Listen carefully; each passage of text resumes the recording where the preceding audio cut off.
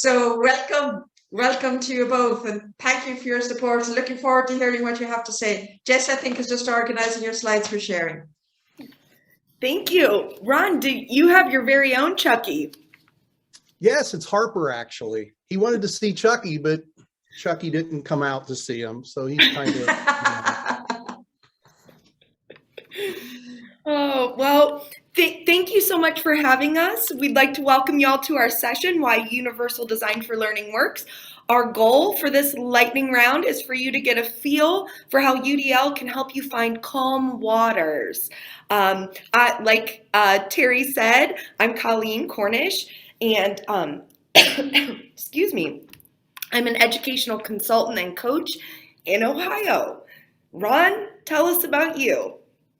I'm Ron Rogers, and I'm the director of the UDL Center at OCALI in Ohio in the United States of America. And just to kind of let you know, in case you're driving, I'm a little older than 30. I have some gray hair, a beard, and glasses. And we are with Colleen, who's a redhead, has glasses, sparkly blue eyes, and is a little bit shorter than I am. But we're both super happy to be here, and we are so thankful that you invited us. Yep, thank you. Okay, that next slide, I'm going to describe it as we go. You know, the last 2 years have been pretty tough. And it looks like this slide does. It's a sailboat, an old one with sails, and it's on choppy waters. It's dark, there's lightning and thunder going on, and there's some mountains behind it. And you know what? There are a lot of teachers that are feeling burnout, and a lot of administrators that are overwhelmed right along with the students. And you know what? We're coming with a solution. Right, Colleen? You know it.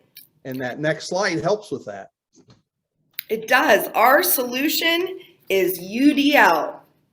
Universal Design for Learning is, based in neuroscience, and we know that when we use that brain research to help us navigate education and life, that it kind of eases that stress and that darkness that we've all kind of been feeling, that pressure of feeling overwhelmed and not having a clear direction. So we're confident that UDL will help you take charge of your journey. Oh, you have to love this slide here. This wonderful person with their hand out has this beautiful compass in their hand. Makes me wonder why it's not pointing to north, but maybe that's because we're not quite there yet. But anyway, the UDL and the compass really helps us. And what we compare this to then is the principles of universal design for learning, along with the guidelines from CAST. And you know what? If you're a teacher and you use the guidelines, you can really eliminate proactively a lot of those barriers. We kind of call it front loading. Yeah, it takes a little bit of time, but once you front loaded it, it's there. And that's kind of part of our solution for everything. Yeah, thanks, Ron. So on the next slide, we really believe that UDL improves staff and student well-being. And we say that it does because it does remove those barriers from the environment. We always say, fix the environment, not the student, not the people. UDL honors voice and choice. It promotes student ownership. It increases that engagement because it allows for folks of all ages to advocate for what they need. And the ultimate goal of UDL is to create those expert learners, and all human beings desire to learn, grow, and to be valued. And when we treat others as expert learners, we're showing them how valued they are, which improves their well-being. Hey there, Robert. That next slide, I can't wait. We are, what teachers are saying about UDL, we came up with a top 10 list because in the United States, we used to have a comedian called David Letterman, and he came up with the top 10. So I'm going to start us out with the 10th one first, and we'll work down. So number 10, breaks the monotony of daily routines, classwork, and homework. Sure does. Number 9, students can avoid learning barriers. Yeah, number 8, different ways to present information. Number 7, meets the needs of a wider range of students. And you know what? Number 6, teacher awareness of barriers. That's a big one. It sure is. Number 5, more student success. Number 4, levels the playing field for all learners. I love that one. Number 3, more student-centered learning. And number 2, the number 2, brings variety to my lessons. Love it.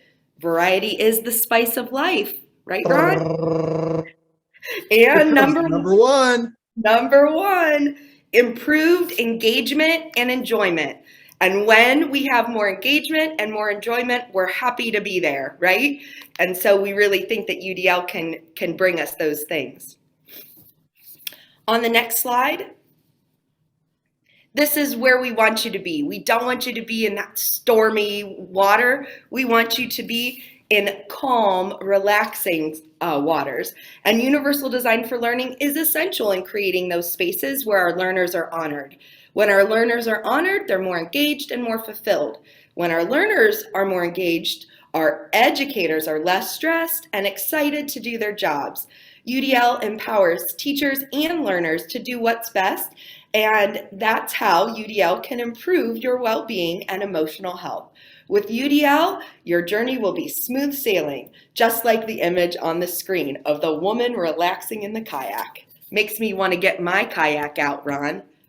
Yeah, I agree. But when I look outside and see it raining, I don't know. We're going to leave the kayak away for a little bit. Plus, it's like, I don't know, 40 maybe. But yeah, hey, it's not as beautiful here in Ohio as it is there in Ireland today. Before Chucky raises his head, we just want to thank everybody. And we've got some resources, of course, at the end of this that we want you to go check out. And we want to thank you. We had a root tootin' great time with all of you. And feel free to reach out to either Colleen or I. And thank you for everything. Yeah, thank you all so much. And thank you both very, very, very much. And Chucky saying hi to your little fella down there. Hi there. Hi there. I loved your 10 lists. I'm a firm believer. I always go, what are the 10 things I've learned? I think it's good to work on that. Interesting what you're saying. I mean, we have a very strong belief in UDL in Ireland, and would echo a lot of what you're saying. But from some of the work that we've done in the National Forum, when students we have this national competition called the Teaching Hero, and students have to write 150 words about their hero. And when we analysed the 4,500 150 words, the thing that makes a hero, number 1 this year, was student engagement. Yep. Right? It was student engagement. So I think that's really critical. Interesting, we have our own sort of PD program here that ahead in UCD run in partnership with the National Forum. Interested in the kind of professional development that you offer your teachers to get them engaged? Yeah, I think, well, that's something that we do at the UDL Collaborative. In Ohio, we have a group of us that do provide that PD. We're working on developing some on-demand modules so that way access isn't a barrier, that it can be available to all of our teachers in Ohio. And we do, book studies, and technology has really allowed us to tap into providing that access to PD on UDL and the benefits that it has for staff and students throughout our state and even the United States and the world. And beyond. And beyond. Yeah, we did a book study on learning with Katie Novak and Allison Posey, and that we had people from all over the globe who joined that book study to talk about how important it is for us to rethink some of those things that we learned about education and how we do need to tap in, because unfortunately, you're right, our students are not engaged, and we've got to figure out a way to get them engaged and get them to own their education and their learning, not just in school, but for life, right? Agreed. I have a question here from one of our participants. What's your one tip for getting other staff and managers interested in UDL, apart from doing really fun presentations like yours? Can I go first? Yeah, I'm going to go first on this one. It's modeling. Mm-hmm. It's modeling. you know what, if you model in your classroom and you model in front of your staff or with your fellow teachers, if you model it, you don't even have to bring it up, because the kids are they're going to be your best person, because they're going to go tell all the other teachers how quickly they're learning. And then the teachers are going to be wondering what's going on in Mr. Rogers's and Mrs. Kornish or Miss Kornish's class. And you don't even have to mention anything. It's that big of a change when you're actually doing it. So that's why we modeled, we described the slides in case there was any folks, that maybe can't quite see the slides, or they're driving their car. We really try to model that piece, because we know there's a lot of variability out there. Yeah, and we think that when we model it, we're happier and more engaged in what we're doing, and that's contagious. So you're not going to follow the teacher your colleague who's like Debbie Downer. You're going to follow the colleague who's excited about what they're doing and enthusiastic. So that's the other piece to it. When we're applying UDL, it eases our burden in life, and so then we're happier, and people are like, I want to tap into what they're tapping into. I agree, because enthusiasm was one of the ones that came. Interesting was another one. Amazing that being a technological whiz or using it wasn't actually not anywhere on the list. So it's very much about the person, I think. Look, can I thank you both very, very much